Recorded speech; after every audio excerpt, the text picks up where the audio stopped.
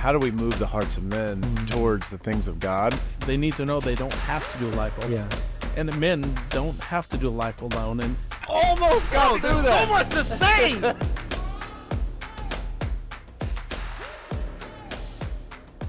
What's up, y'all? Welcome back to the Patros Podcast, where we are embracing healthy masculinity. This is a ministry of Man Up. My name is Allan Pereria, and this is our co-host and CEO, Jeff Ford. So today on the podcast, we're going to be talking about the role of men in the church, where we're falling short, and what can be done to make sure that we're aligning with God's word on this issue.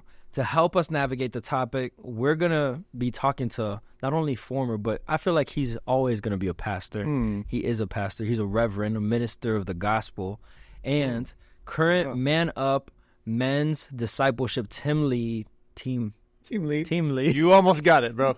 You almost got through that. So much to say. Team lead Daniel Grossman on the podcast with us today. What's up, bro? Welcome, Hey, Daniel. Sorry, that was a little wordy, everybody. Hopefully you're still with us. We haven't lost your engagement. No, now they know what to expect. Yeah.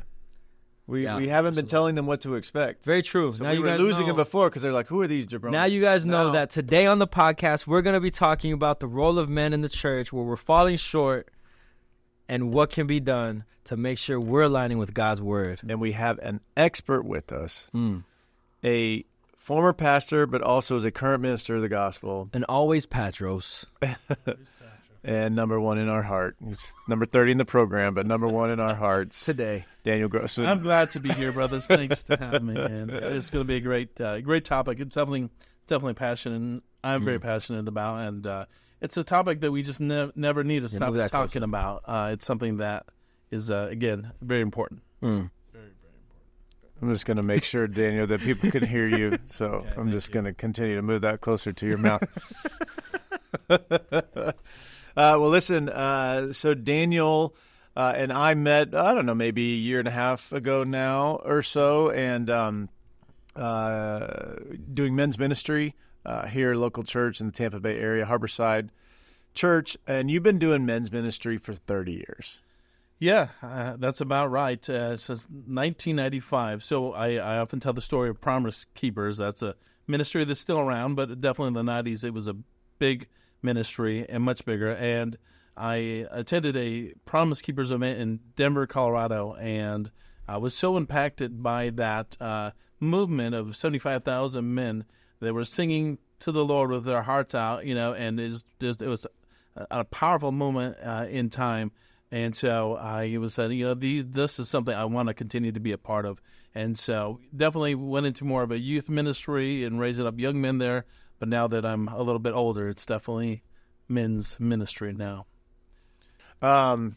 So, Allan, do you know anything about Promise Keepers? I have no idea. I've Yeah, heard you guys figured as talk much. about this, and I'm like, Allan, bro, so what is he's just a Promise? little baby. He's a little baby when In the Promise good Keepers old is going. days, I'm an we old used to man. have something called Promise Keepers. Now, it was a movement in the 1990s led by Coach Bill McCartney. Colorado Buffalo football team, and they had a great run back then too. But nevertheless, They did. I remember those the glory The days. glory days.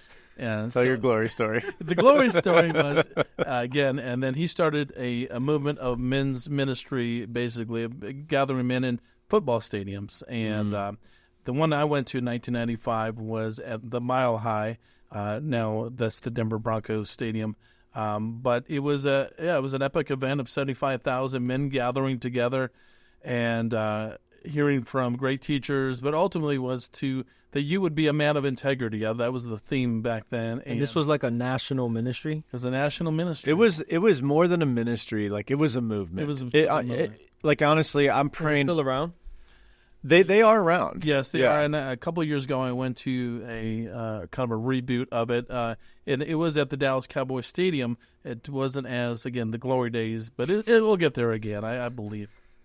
But it was definitely a movement. Like, I didn't think of it as a ministry, though it was a ministry, but it was really more about how do we move the hearts of men towards the things of God. Right. They received some criticism, based on follow-up and discipleship, and, like you will when you have a large... You didn't keep your promise. Yes, Yeah. You didn't keep your promise and all. Yeah. But at the end of the day, would you rather 75,000 men gather in the name of Jesus or not? I mean, I think we can all agree like that's a pretty good thing. Now, are there things they could have done better to, work on discipleship channels, et cetera? Yeah, of course. But hindsight's 20/20, my friend. We got a lot to learn. Yeah. So it was a good start to a men's movement. And so, again, I told this story, and I've told this story before, is there I am, I think it was 18, in, surrounded by all these men that were worshiping God. And Dr. Tony Evans stands up there and says, brothers, you're standing on holy ground. You're standing on holy ground. Take off your shoes. So there I am taking off my shoes and then begin to sway. The next thing I know is I'm landing in, Jeff knows this story, landing in a puddle of Coca-Cola. And I'm like, it's still a holy moment, but I've got a soggy stock, and it's a sticky holy moment. Sticky, soggy, holy moment. And but the analogy is coming to me all these years later of that's kind of the state of men's ministry, is that we have these great events and thousands sometimes show up and we get the rah-rah and the fireworks going, but then what? It's then what? The fizzle out that usually comes thereafter, and men get stuck and don't know the next steps. Yeah. And so that's what I love about Man Up and Go, is that we do provide some next steps to what men can do. Yeah, and I think that is, let's unpack this a little bit. What is wrong with us? There's a book written, Men Are Waffles, Women Are Spaghetti. Sure.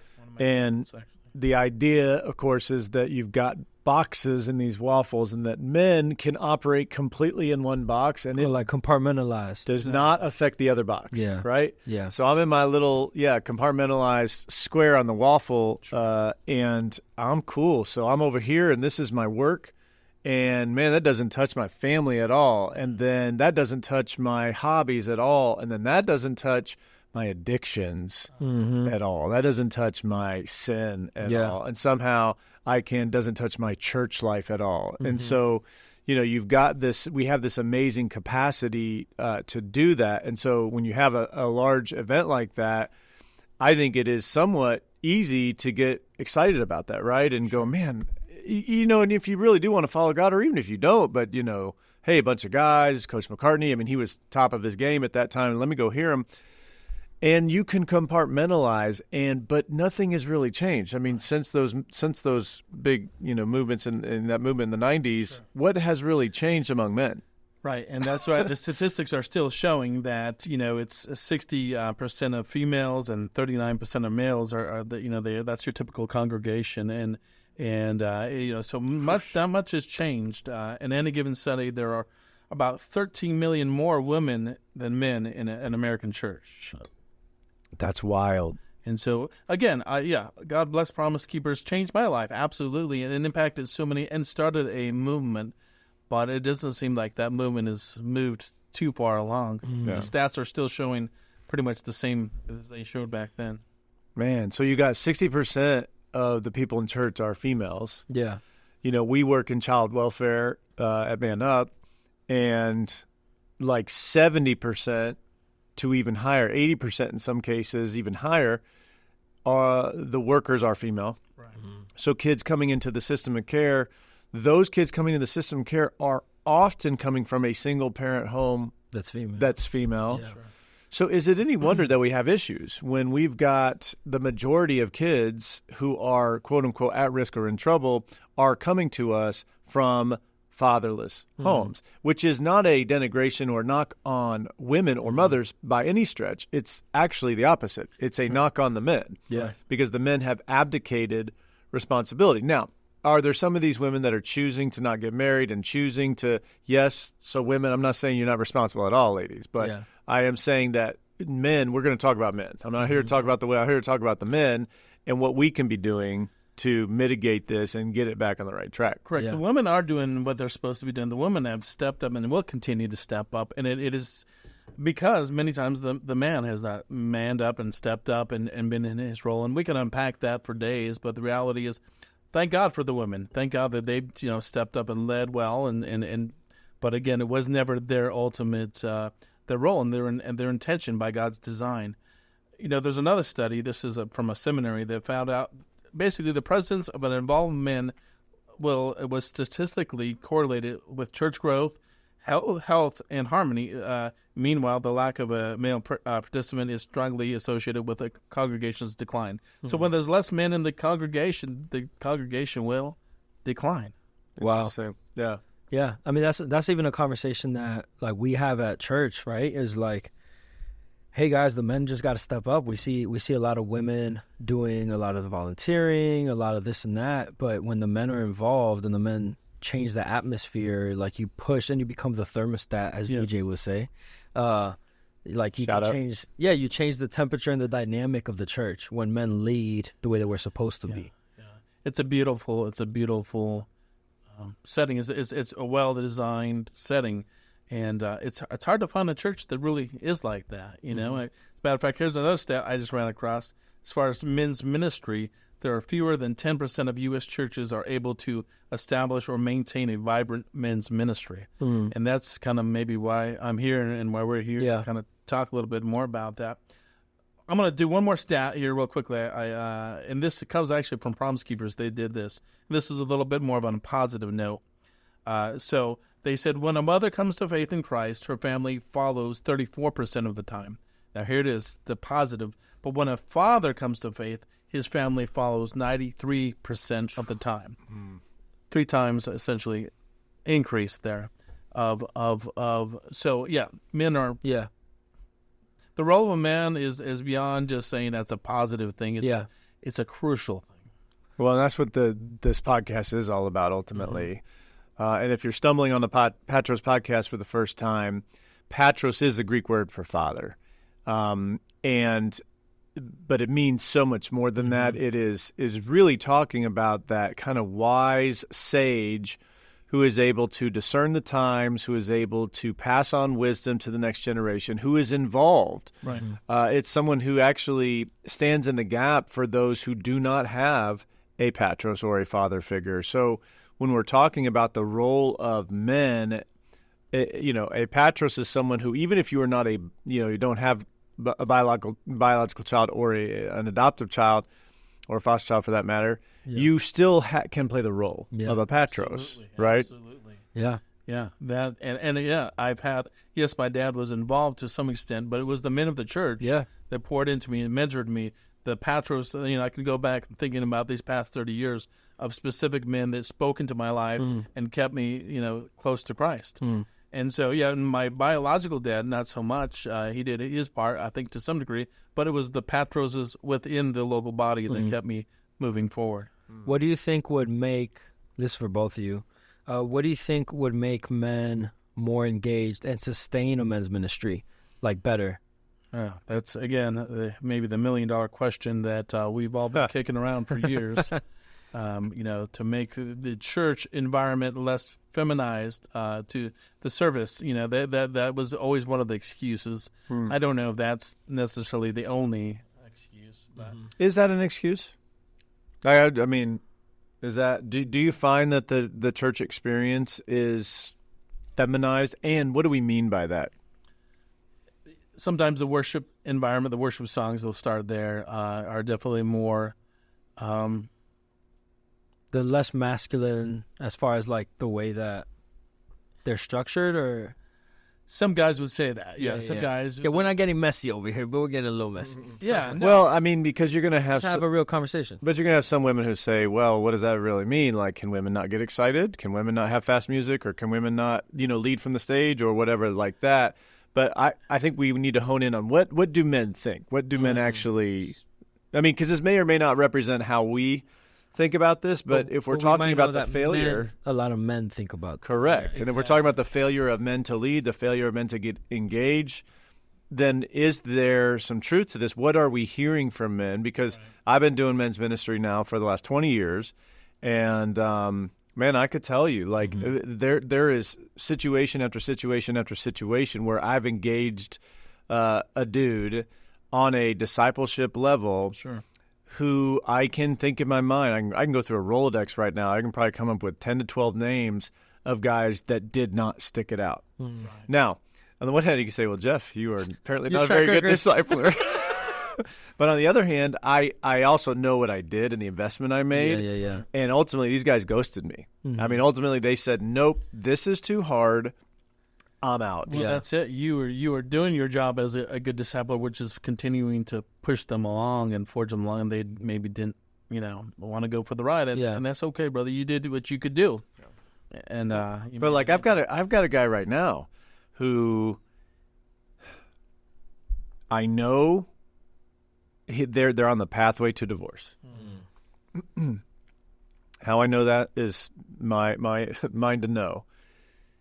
And he has confessed that he is in a dark place, but he won't say what it is. And then when we ask him if we can help him, his answer is, because this is kind of a communal thing. This is not just like a one-on-one. This is a communal thing. His answer has been, nah, I just need to go through it. I just need to go through it alone. Mm. That's how you can help me. And I'm like... Yeah, so you haven't reached the point where you actually want resolution. I mean, but that's just crazy to me. But I also understand it. I also understand this lone wolf mentality of men that we can do it. This John Wayne syndrome, right, that says rugged, American individualism is the ticket out of this. Mm-hmm. Have you seen that a lot, Daniel, in your years? I'm trying to filter the word I want to say, but it's just a bunch of bull crap. Yeah. I think we can say that here.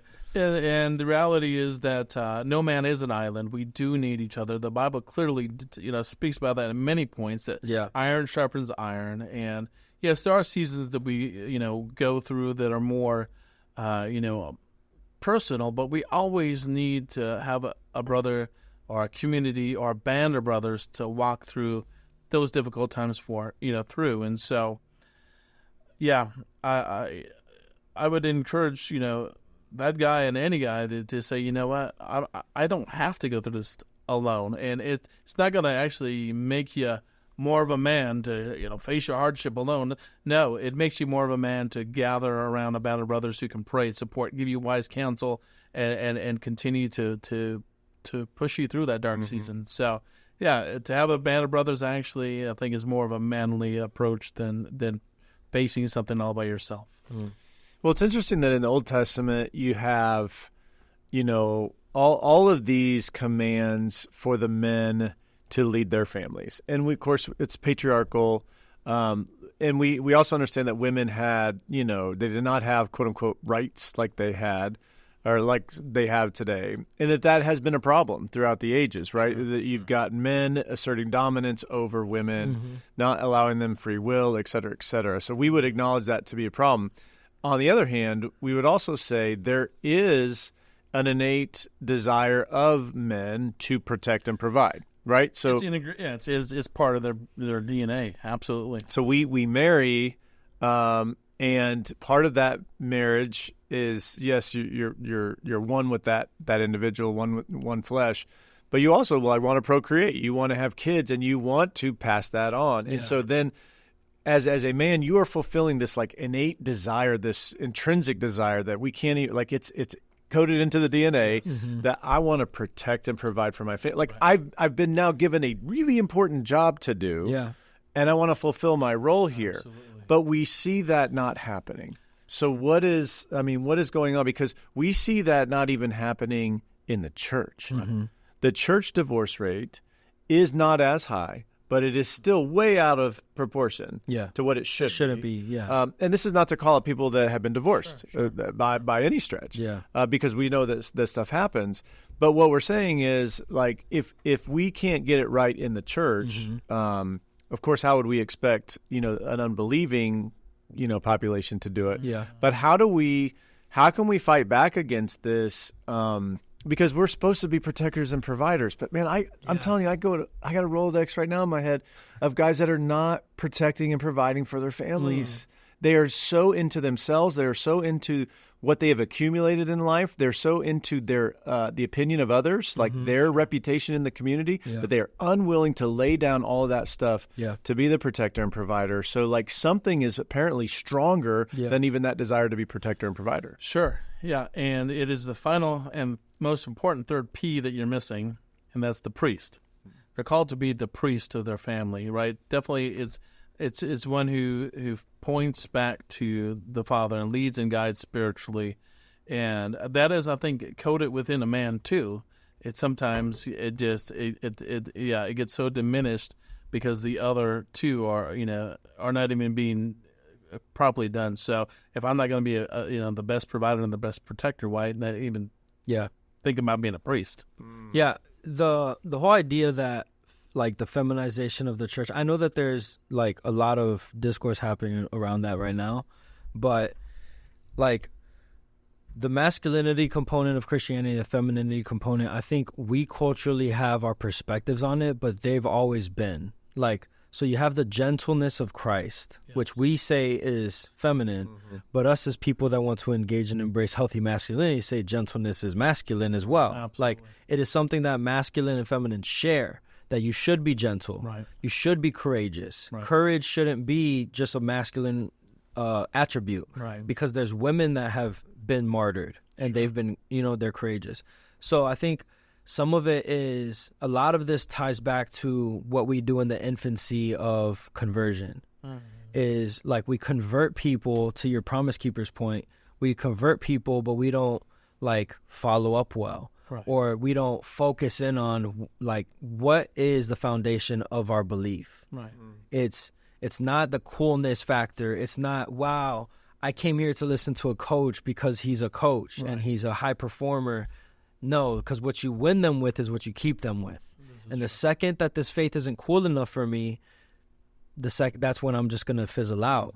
The second this gets hard is when I'm like, all right, no, this isn't benefiting me anymore. And that's so many churches, sadly, in not just in the Western world, but in the world in general, try to win people with things that aren't Jesus. And if you win me without Jesus, then you won't keep me with Jesus. You have to win me with Jesus. And I think we don't. We win people because, your life might be better, or this is a great networking opportunity. The irony is your life will be better. Or worse, right? Well, in the sense of... it may be worse superficially. Yeah, the values of society, it might seem worse. Right, but the innate, like the internal transformation that takes place in fellowship with Christ brings peace, joy, love, patience. Like it brings the fruit of the Spirit. You're like, this is better than... I mean, I just heard, who is it that sent me Deion Sanders' conversion story? And I mean, that dude is a preacher. I mean, he had it going on, the alliteration and the yin versus the yang. So I'm not going to try to reproduce it, but essentially it was saying like, I had, $1 million in my bank, but I was bankrupt on the inside. I had a 15,000 square foot home, but I didn't have a place where my soul could reside. Like it was that kind of like, he went back and forth, and it's like, here I am, a professional athlete, millions of dollars, women, the whole nine, like whatever it is that my heart desires, and I am a total freaking mess. I am empty. I am broken. I am lonely. I am depressed. And you wouldn't think that a major big time celebrity or athlete or whomever, musician, would be that way. But we hear it over and over again, but yet we still run after it. It's like, yeah, but I bet I could handle that fame better than you could. So let me run after it. And so let's talk about, and Daniel, I'll pose a question to you, because we're talking about men in the church, not are we actually fulfilling our roles? What are the expectations? So, and I want to just kind of boil it down to a very practical level, because we're talking to dudes, hopefully, who are in the church. Maybe they're saved, maybe they're not. Maybe they go because their wife makes them. Maybe who knows why they're actually going to church, the networking opportunities or whatever the case may be. But what does God require? What do the scriptures actually say about our role as men in the church? How should we be participating? I mean, it's open to both of you guys. But. Sure. Well, ultimately, it goes back to we are called to be that priest of that home, which means that we're to lead by example and to be ultimately follow me, as Christ said. As Paul said of his relationship with Christ, follow me as I follow Christ, and imitate me as I imitate Christ. And what a heavy responsibility, but what an honorable responsibility that my life, my example, the way that I interact with my wife and my children in my community, in my church, that people are watching me. It's like again, celebrities, they like the attention, but really a lot of them say, I don't want to be a role model. I'm not a role model. And it's like, well, yes, you are. But as a man of God, that he says, I am going to put that title on me, that I am following Christ, and you can watch my life. You can watch it pretty closely. And now that I'm not going to make my mistakes, and not that I'm going to fall short, but when I do, I'm going to get back up. I'm going to keep running the race. And so I think that is the expectation of the man of God, is to say, you know what? Yes, I am a Patros, and I am proud to be a Patros. I'm proud to be someone that you can say, you know what? When you look at my life, I'm going to follow Christ, and you're going to see me the good days and the bad days and every day in between. But one thing you'll be able to say about my life when it's done is that he followed Jesus with all his heart, mind, and soul, and spirit. And that's the expectation. If you want to be a man in the local body, and you're not afraid to put on that jersey, to put on that hat, and say, yeah, follow me as I follow Christ. So you would say one thing would be to be unashamed then? Yeah. Like, just be like, know who you are, and that's like your identity. That is it. Once you know your identity, you don't have to worry about how much money you're making or how much you're gathering. All that stuff comes and goes. Paul said, I've been rich, I've been poor, and so forth, but I learned to be content. But when you know who you are and whose you are, and that's your purpose, my purpose is to know him and to make him know that, I'm going to be, as Paul said, I am unashamed of the gospel of Christ, because I know it's the power of God unto salvation. Amen. And when you know that is the only answer, the main thing, that is the main thing. That is what your life and the entirety of your life is focused on. So let me ask you, like, practically, are men supposed to be at church physically? 100%. Okay. 100%. They're the ones supposed to be, if it takes to drag the kids to church, the man is supposed to, he's the one who's supposed to be. If your wife says, I don't really want to go, well, the man says, you know what, we're going to go today anyway. Well, you can stay home, but I'm taking myself and the kids today. And he needs to lead by example in involving his children in a local body of believers, whether that is a small, a large, it doesn't matter. But let's get them to the local body of believers so they can experience the power of that as well. So is that like a biblical admonition, or is this just Daniel saying, yeah, you should go to church? That's a good idea. Well, actually, Hebrews brings it up. Now that you mention it, I have a lot of great ideas, but most of my ideas are 99% are centered around what the gospel says. So Hebrews 10:24-25 says, let us consider how we may spur each other on to good deeds, not giving up meeting together as some are in the habit of doing. And we should do all this all the more because we see that the day of the Lord's return approaching. So, let's not give it up. Let's continue to meet together. There's something powerful about it, and there's something powerful about when it's the man's idea, if you will, because I think going back to that one stat, 93% then will follow suit on that family.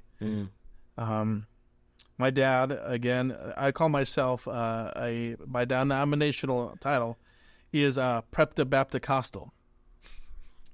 Make sure you're not spewing that coffee yet. Yeah, Preptibapticostal is the reason I'm that is because my dad took the family to a Presbyterian church as a kid, and I remember until about 13, and then he stopped taking the family all together. Thank God, God already had my number, and I got saved at a Baptist church. But my mom would drive me to these Pentecostal meetings there. So that's my experience. But my dad definitely was influential of bringing us to church, and I think that's huge, without a doubt. So men, you just heard the man who is a pastor, elder leader, has been in ministry for 30 years. He's spewing stats, and he's saying you need to be in church. Yeah. And I would add on, and listen, this is between you and the Lord, so this is not a full, like a blanket statement for everybody.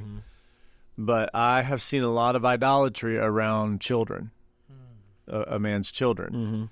And these are one of those acceptable sins that we allow, and we uplift the child's dreams, which oftentimes are a reflection of our own dreams. and our own passions. Right.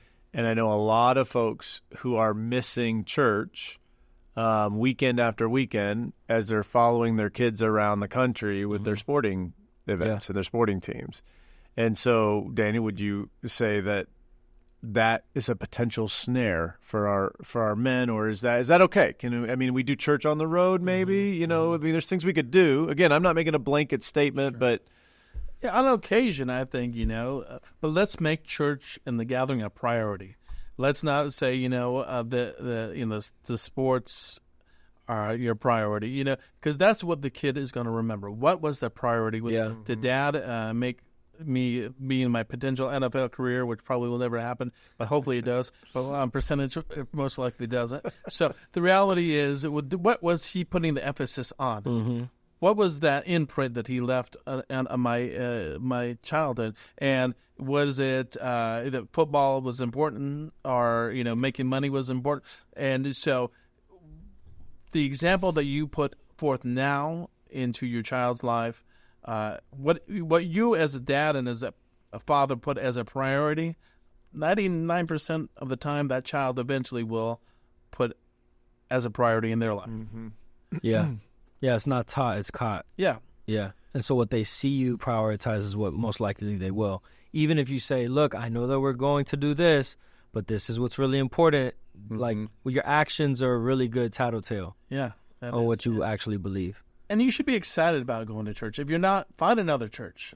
Find and when you go to that church, don't think you're going to find the perfect church, because guess what? You're imperfect, so you're going to make it imperfect too. So the reality is that men need to be in church. Men also need to take the church, well, maybe we could segue, out into the community, into the world, and be that light. But first and foremost, your step is to get, I think you can say butt on this channel, but you get your butt up, you get your family to church, and you lead by example. And every Sunday, maybe your neighbors see you in that minivan going down to the church, and they start to realize, hey, that's a consistent thing that family does. Why are we in a minivan? I never had a minivan. We had a Ford LTD. That's what I remember. Oh, look that up too. Last for the past 1990s. You mentioned, and I have to ask more about this, because you mentioned find another church. So there's something to that. There is also something to finding another church every 6 months. Yes, that I know people who have done this. Church. Yeah. So like, what is our instruction, and what do we think the biblical admonition is? I mean, what do the scriptures say about that in terms of, obviously we're not to forsake the assembly, right? You just read that. We're supposed to continue meeting together. But what does it say about, of course, the scriptures, nothing that we have in the scriptures foresaw the mega church culture we're in or anything like that. But I mean, what does it mean? And maybe to take it even further, is church membership something that men should be pursuing for their families, and why? Church membership is, I don't know that you're going to talk about mega churches. I know a lot of churches, they take their numbers and what's the word I'm looking for? On paper, they look like they have more people than they inflate them. Inflate them is the word. So the reality is, you as a Patros, as a father and a father-like figure to your family, need to get them involved in a community of believers, whether that's a mega church or whether that's, there's 12 people that meet at our house, and we're digging into the scriptures together. Ultimately, you want to model the ecclesia, the called out ones. We're separate from our culture. We're a little, we're a lot different than what we're seeing in the world. And so we need to ultimately just model that, the importance of being a part of a community. Yeah. Again, a large community, a small community, but the importance of community will stick. Again, we're talking about prioritizing these ideas into your child's life. Community needs to be a big part of what they see modeled, because they need to know they don't have to do life alone. Yeah. And the men don't have to do life alone, and we can do community. And so modeling that is the most important thing, that we model a sense of community, whether it's a large congregation or a smaller congregation. It's that we can't do this alone, kids. We need other like-minded people in our lives to encourage us, to build us up, and us to pour into their lives. That's good. Yeah, the call isn't to be an elder at a church. Right. It's not to be a deacon. It's not to be a church leader, but it is to lead. Yes. And how you lead looks different, fleshes out very differently. You have a quiet man that serves, where no one sees. Right. But it's dedicated to Jesus. Yes. And I think that's what sometimes men miss out on, is that we almost only see pastors and church leaders and authors and speakers, and we're like, well, that's not me. I'm not a full-time guy, and I don't know what else the church has for me, so I'm just going to go ahead and do my thing. Right. And it's not that. It's very much your children, and if you're not married, it's not even just about your relationship with Jesus isn't about your kids. Right. Your relationship with Jesus is because Jesus loves you and wants a relationship with you. But from that, the fruit is that your family benefits from your relationship with Jesus. Absolutely. And I think so many men just haven't been discipled to see what that even looks like in their lives. Right. And so maybe the church leaders have done a disservice to men in not instructing them on what it looks like outside of, are you a deacon, an elder, or a team lead? Right. Yeah, and so the fivefold ministry their job is not to be I am the spiritual leader and follow me. No, that their job is to equip the saints, right? To equip the men in the congregation to say, now you take this, what you've observed here in this congregation, you take this into your home. And we're equipping you. So that's the main role of the pastor and the rest of the fivefold ministry, but is to equip the church. And so have we done a good job of that? Some have, yeah. But as men, you need to be equipable. There's that. You need to be teachable. Yeah. Yeah, and then that's another issue with the manly disease that we have called pride. It's a human disease, but is pride that I'm going to figure this out on my own. I'm going to go through this battle in this valley all by myself. And John Wayne was another. Oh, you look I know the name. Yeah, I know the name. You're not going to get that reference either. Yeah, he was. Is the Dwayne Johnson of the day, basically. I think is that. Oh, really? Analogy? The Rock? No. John Wayne was much tougher. He was much tougher. I take John Wayne over The Rock. Oh, he died in the 1979. Yeah, I ain't no Rock. Yeah, I went to what was his name? The Duke. Listen, he'd take out The Rock just by staring at him. Chuck Norris. Chuck Norris, Clint Eastwood together. Gotcha. Yeah, that's exactly right. He probably doesn't know them either. I said Chuck Norris. Yeah, but you don't know Clint Eastwood. Yeah. Anyway, we all have had our generational ideologies of what a man looks like. Correct. Whether that was the John Wayne or whoever The Rock is today. But in the end, a true man is one who leads his family back to The Rock.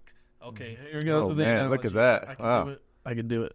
The Rock of Ages. That's good. Sorry, Dwayne, if you're watching this. But you're not. You're not The Rock. You're a Rock. Well, I wanted to read something that Jeff always points to, and it was just 1 Corinthians 16:13, which is, be watchful, stand firm in the faith, act like men, be strong. Right. And that the Bible just is like Jesus calls us, there is a way to act. Yes. And so that men don't believe this lie of like, well, this is just how I do things, right. Because that's our individualization culture of like, this is how I want to live my life. No, but God has said there is a way that men need to act. Yes. Therefore, spend time in your Bible. You're not going to get all the answers in this 1 hour with us, but follow along as we have more conversations while we embrace healthy masculinity at Patros. Go ahead and go to patros.us. Oh, I love that. In podcast commercial.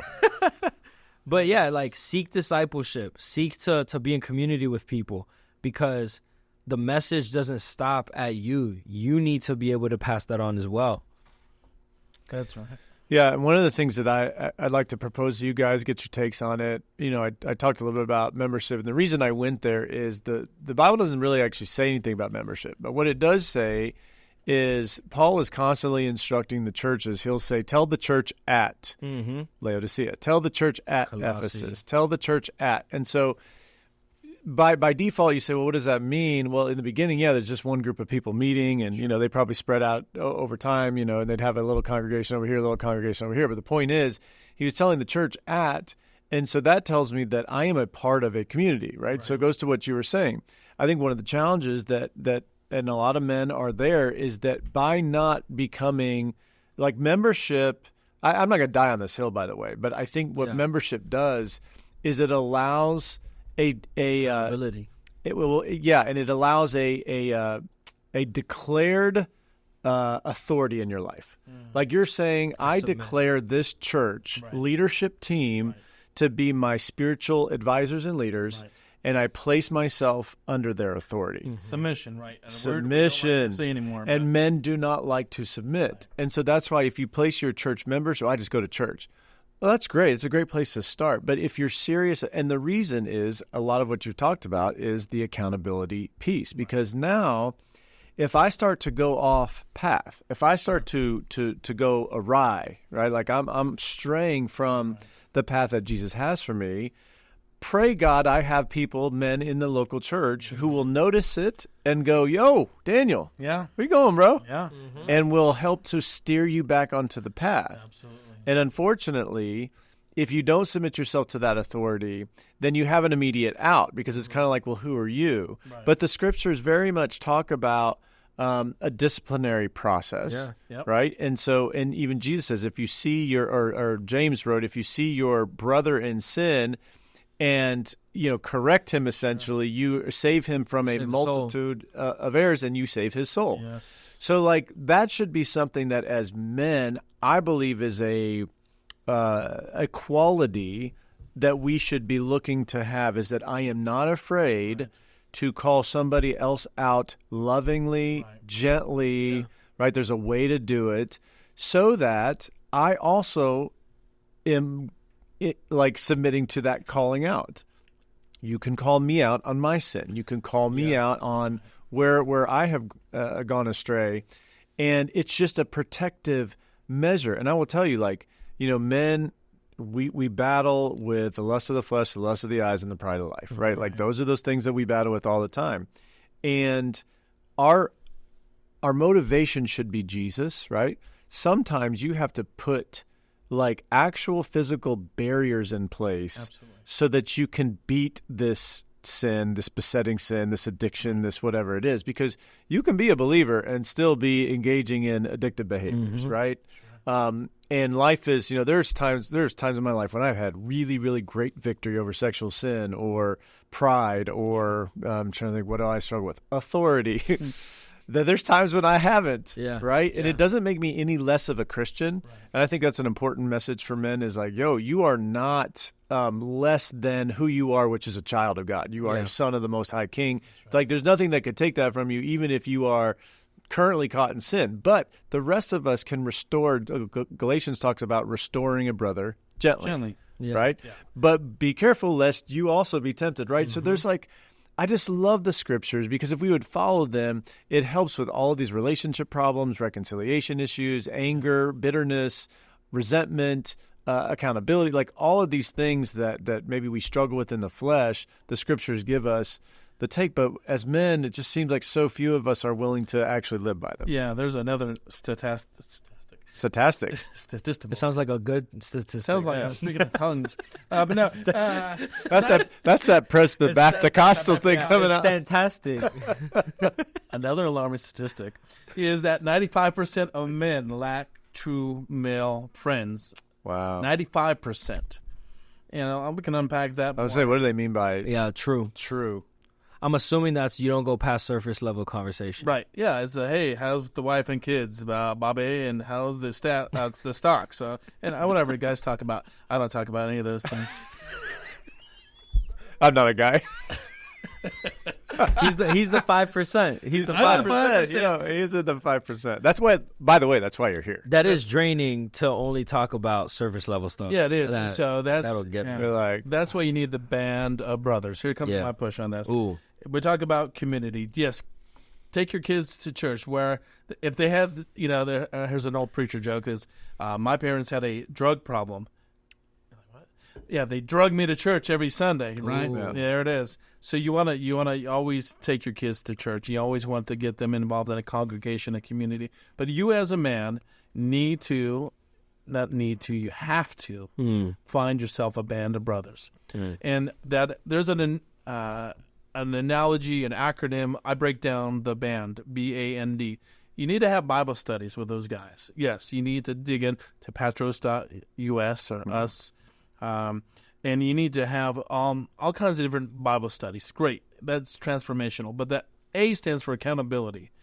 And that's, again, where you're going to lose a lot of people. But when you find your band of brothers, you're 6 to 8 to 10 guys, you're able to have that accountability where I can say, hey, Jeff, something is not right here. What's going on? Let's talk it through. And you have that ability to do that. And then the N is for the needs of the church and the community. So this band of brothers has more than just great Bible studies and has more than just those tough talks at times, but is now stepping out of their little community into the greater community where they're meeting the needs of the church and community. And then finally is just do life together, enjoy time together, hang out, go to the sports events, go to play pool, whatever it is, and also the higher level of that do life is then your family begins to intermingle with their family, and you have this great and powerful community that everyone knows everyone, but above and beyond that you do life together. And they have then, I think in my set, he has other models of at least 6 to 8 guys that I know are solid men of God that I can say any day, I can't reach him, Mike, but you take him out and you talk to him a little more. Garrett, you take him out and talk to him a little more. And so I have these men, my band of brothers, that I know I could call on any one of them. And actually, Gil, if he's ever going to watch this podcast, he's going to take my son out on a double date with his wife and my son and his new girlfriend just to be fire. there, And so, anyhow, all that to be said is men, again, need that band of brothers. Yeah. I wanted to touch on the N part of that because we kind of talked about the other 3. The N is needs to serve or needs of the church and the community. So needs that band of brothers, and that is going to go into the church and say, is there some of the needs, some help in that church? We're going to meet that, and or the community, i.e., where Man Up and Go may step in. That's what I want to just camp on a bit. If we're saying hey, men, you got to be in church. Number 1. Number 2, you really should submit yourself to the authority of a church. And one way you do that is membership. Maybe you don't. Maybe you're not a member, but you still call a church your church home and place yourself under that authority. Okay, I don't think membership is like something to die on, but the idea is I'm not bouncing from church to church to church. I got a group of people. Like the formalities of membership isn't to die on, but that you are a member in some capacity, whether it's a certain thing or that you guys are my church family. Correct. It's like if you're missing, we're going to notice because this is where you call home. Like that needs to take place. Yeah. And so the frequency with which you're there, it also matters. You can't say, oh, yeah, I go to church when you're going 12 weeks a year, right? They're Christers, Christmas and Easter. Correct. That does not mean that you are, a church attender. So let's give all of that. Then this idea of serving needs to serve. And then so there's hopefully accountability. And you say you got to find a band of brothers. Sometimes that's hard. Yes. It's hard to do, but especially in your older age, like when you past college. Yeah. It's a little harder. But it takes effort. Yeah. But I will tell you, the thing that you need to do is get in church because that's where you're going to find those guys. guys. Guys that are looking for their band of brothers. And someone needs to take initiative. And usually, in my case, I'd go into church. I would not find, they didn't have a glowing sign. Here's your band of brothers. I started shaking hands, and I said, you know what? I see a missing need. I need a band of brothers. This church needs that modeled. And so, I'd start a men's group. I know other men need it. Other men need it. I need it. You need it. We all need it. Yeah. And so, it's something that takes effort. Yeah, it takes effort. Yeah. But that end of needing to serve. So can we talk about that? Like, is it a necessity? And maybe this is why guys don't do it, but is it a necessity to serve? Is that an expectation of a man, every Christian man? I believe so. Oh yeah. Yeah. It's well, I don't know if it's an expectation because so many men have kind of subjugated that role to. But is it like a biblical? Oh, absolutely. Yeah. It is a biblical mandate, and so the when the man begins to step into that role of serving and giving, then he becomes more alive than he's ever experienced in his life. He begins to find true purpose is not, again, how much can I acquire or what can I, can I gain, but what can I give of my life? And so that is the biggest missing part in the church is that men are not stepping out and meeting the needs of others. They're so focused on what we can get, what I can get. And the shift really takes place is, if you speak to men, and I've known, and you probably have known many men that have stepped into this place of service in their life, and it's transformational. So I'd like to ask both you guys, because I know both your hearts, I know you guys are serving, it's like the 80-20 rule, right? Like the 20% are doing 80% of the work, that whole thing. But what motivated you? What was that turning point for you guys where you're like, yeah, I'm all in. Like, I can't not serve. Because to not serve would be to literally be disobeying my Savior. And there's just no way that I'm going to do that. Like, what was that catalyst for you guys? I think for me, it was just salvation. I think that's why I hold that so closely, is that, like, at the pinnacle point of every Christian's, like, experience is salvation. Like, you have been brought from death to life. You have died to self, and now you are Christ. I don't live, but Christ lives in me, right? And so if Christ lives in me, and so my life is God's, therefore, like, Jesus came to serve. And Jesus tells me to consider my brothers and sisters more important than myself. So, like, my time shouldn't be more valuable to me than their time. My desires shouldn't be more valuable to me than their desires and needs. Now, I know we live in, like, a really big, like, self-care culture, and I think that there's merit to it. Like, you can sacrifice to where you're actually a detriment to your church, right? Because you have burnout and you're actually not pouring in. You have nothing to give. And so now you're just doing it just to feel better. And sometimes some people do it to not even work on themselves. I'm not talking about that. You should prioritize your relationship with Jesus and you should prioritize your health, but so that you can serve others. Yes. And so I think for me was just that, is like the point where I came to Jesus is when I realized, like, my life is not my own. Like, that's right. I don't, this isn't my time. This isn't my life. Like, whatever God wants with my life is his to decide. And so if he wants me to work a 9 to 5, if he wants me to work doing this after that 9 to 5, like, I'm going to do it. Right. Every decision I make should revolve around whether or not it glorifies God. Right. Obviously, I'm going to sin. Obviously, I'm going to fall. But when you truly have a good theology and understand that, like, I don't deserve another breath and I don't deserve a relationship with Jesus, I think from that flows the gratefulness of ministry. Right. I don't know. So I think that would be mine. It would be just salvation. Yeah, and that's pretty much the reason why I do what I do is the first word that comes to mind is loyalty, because, number one, what he did for me. He led by example of service, of sacrifice. So yeah, that's why I follow Jesus and not any other God or religion, is because he was the ultimate example of what a true man, he laid down his life. And no greater love than this, than a man laid down his life for his friends. And so he did that.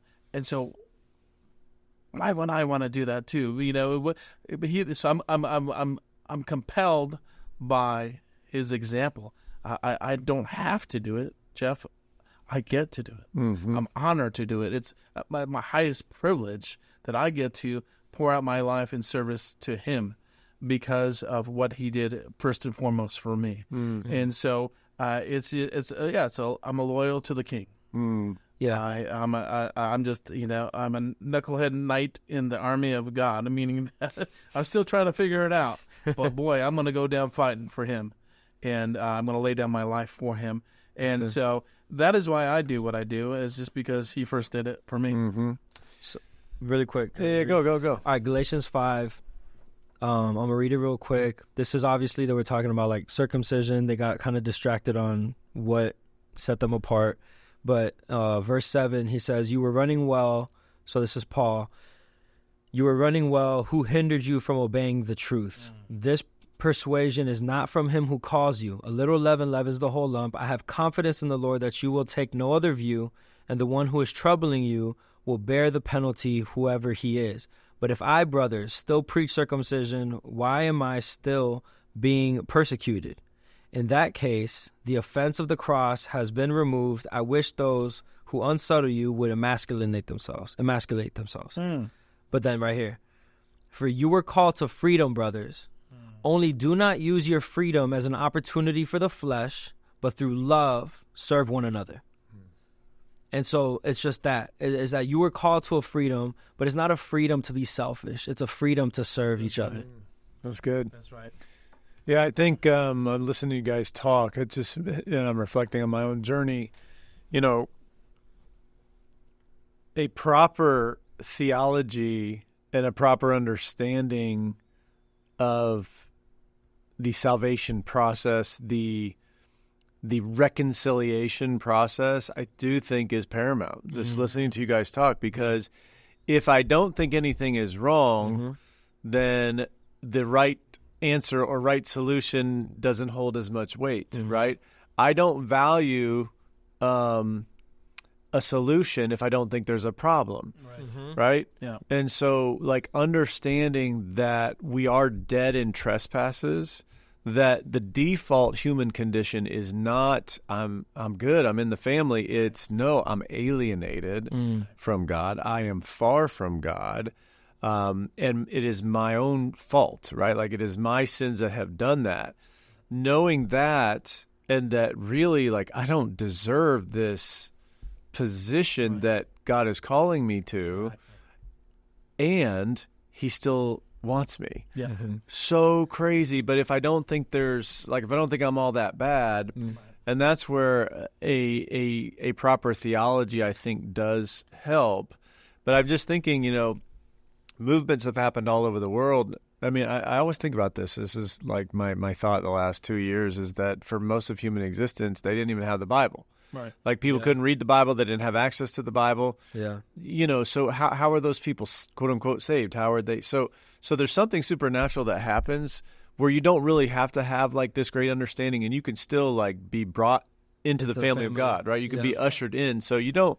But as I think about discipleship, as I think about growing in faith, as I think about maturing, being spiritually mature, like scriptures say, hey, you shouldn't be electing as a deacon or as an elder somebody who is a recent convert. Yeah. Right. Like, in other words, that moment comes, you need understanding. And what I am seeing, what you guys are, this is making me think there is a lack of understanding among our men.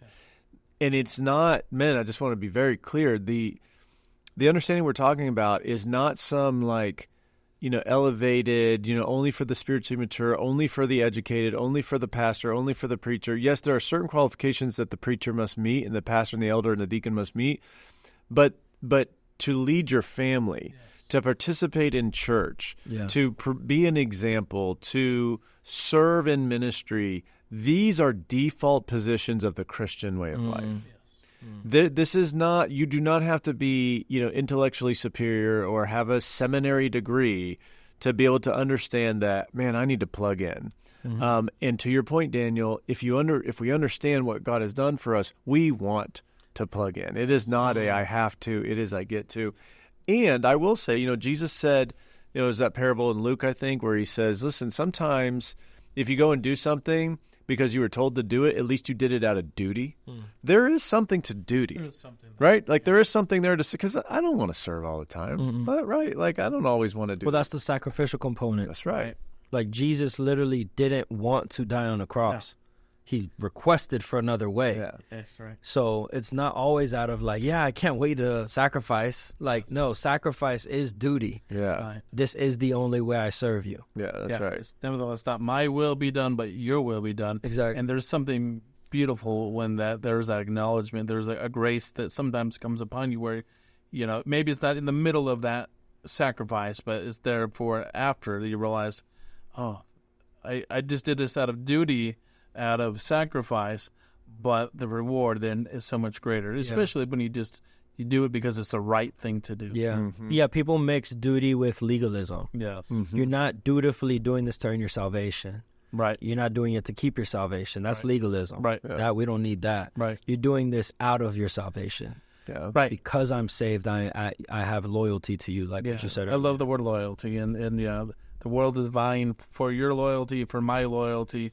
It's vying for my attention. It's tried many times with the glowing neon signs, but can't get me away from Jesus. Yeah. Can't. That's good. He's got me. Well, listen, in the last kind of minute or so that we have here, I'd love to hear just what's your admonition? What's your exhortation, which is a fancy way of saying like encouragement to men, wherever they're at. But like, if you had one thing that you wanted to say, like, hey, this is how we can make sure that we're aligning on God's word on this issue as men leading our families. What's your takeaway? Yeah, so I'm a professional encourager. That's anything, He really is. I'm going to give him his flowers. That's one of his spiritual gifts. He is gifted in it. So let me do that then. And so back to 1 Corinthians 16:13. Sometimes we forget the next verse, which is so much important, than 14. So be on guard, stand firm in the faith, act like men, be strong, but let all that you do be done in love. If love is not the driving force, you can't do the rest of the 5 markers. And the love can only come through Christ. So my encouragement, number one, is to stay connected to Christ. Stay connected to him on a daily basis, on a, moment-by-moment basis. And also get connected with another like-minded man that is wanting to. And I say, let's start there. Because, What do you mean by like-minded? Well, that he wants to follow Jesus with unabandonment, and he wants to go after him with all his heart, mind, and soul. And together, you will spur each other on. Then you're going to also need to bring other men that are just kind of at different stages and places in their life, and thus you find your band of brothers. And so it's important to really get connected to community and to the local body. But all that you do, let it be done and love. And meekness is the word you're talking about this earlier to some extent. And meekness is not weakness, but strength under control. And when you have meekness, all that you're doing is not for you or for your name, but it's to advance the kingdom of God, and it's to spread the gospel message. So, men, get your families together, get them into the local body of believers, whether that's a large community, a small community, get them into community. Be that example of that man that says, you know what, today we're not going to wait, to see what's on the football game today, but we're going to take our family and we're going to get them to church. And then, find your band of brothers and do life together, get into the Word together, and follow Jesus together. It makes life a lot easier, a lot funner too. So, but thanks for letting me share. Awesome. Well, thank you guys so much for joining us on the Patros Podcast, where we are embracing healthy masculinity. And thanks, Daniel, for joining us today too. Okay. I will see y'all.